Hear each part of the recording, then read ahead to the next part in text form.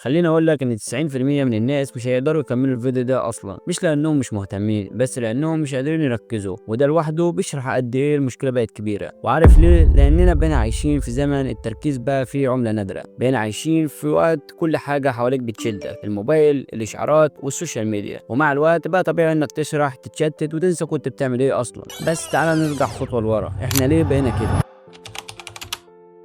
دماغك يا صديقي مش معمولة تشتغل تحت ضغط 20 إشعار في الساعة. دماغك بتشتغل بنظام التركيز العميق، وده يعني إنك لازم تديها مهمة واحدة بس علشان تقدر تبدع وتفهم وتحفظها. كل مرة تسيب اللي في إيدك وتروح تشوف إشعار أو تشوف بوست، دماغك بتبدأ من الأول. يعني أنت متخيل إنك كنت بتذاكر وسبت الكتاب ورديت على المكالمة ورجعت تكمل. دماغك حرفيا محتاجة من 10 ل 20 دقيقة علشان ترجع تاني لنفس مستوى التركيز اللي كانت عليه، وده بيتعبك وبيخليك تزهق بسرعة وتحس إنك مش قادر تركز. دلوقتي لو فتحت الموبايل 10 دقايق بس هتلاقي نفسك دخلت على تيك توك وبعده يوتيوب وبعده واتساب، وفي النص فتحت لك فيسبوك شويه، وفجاه الساعه بقت 4 العصر ولا كلمه اتذكر. العالم حواليك بيتسابع على خطف انتباهك، لان انتباهك بيساوي فلوس بالنسبه لهم. الاعلانات، التوصيات، الفيديوهات اللي بتشتغل لوحدها كلها معموله علشان تسرق منك وقتك وتركيزك. بالنسبه ليك انتباهك بيساوي مستقبلك وشغلك وحلمك وكل حاجه انت نفسك تحققها. كل ما تسيب تركيزك يتسرق، كل ما هتحس انك تايه وان يومك بيعدي من غير ما تعمل اي حاجة تقربك لهدفك. طيب علشان ارجع اركز زي الاول واحل المشكلة دي اعمل ايه؟ تعال اقول لك.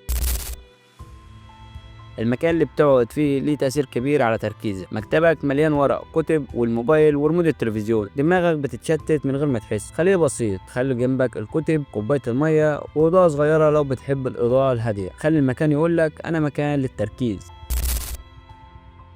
قبل ما تبدأ أي حاجة مهمة اسأل نفسك إيه الحاجة الوحيدة اللي لازم أخلصها النهاردة؟ هل الموبايل جنبي؟ لو إجابتك أيوة، طيب ليه؟ هل اللي بعمله ده فعلا مهم ولا مجرد حرام؟ التلات أسئلة دول هيخلوك ترجع لوعيك قبل ما تتسرق.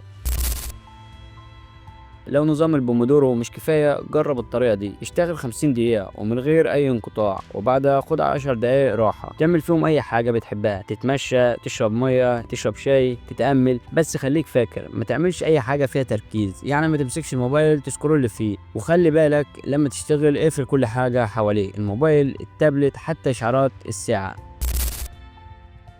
استخدم تطبيقات تقفل الموبايل زي ذا فورست وفوكس تو دو وديجيتال ديدوكس وقت المذاكرة، وكل يوم زود المدة شوية. درب نفسك تدريجيا وما تحاولش تقطع مرة واحدة.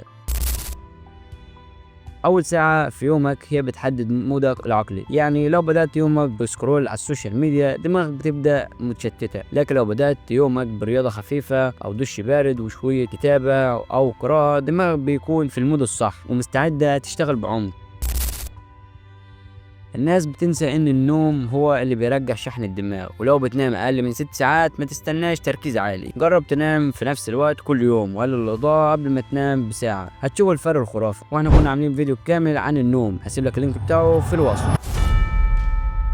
التركيز مش حاجة بتتولد بيها، دي مهارة، ولو ما دربتهاش هتضيع وسط دوشة العالم. ابدأ النهاردة بخطوة واحدة، اقفل موبايلك، خليك في مكان هادي واشتغل على حاجة واحدة بس. ولو عجبك الفيديو ما تنساش تشاركه مع حد ممكن يستفيد منه، وتدوس لايك واشترك في القناة وسيب لي كومنت ايه اكتر حاجة بتشتتك. سلام.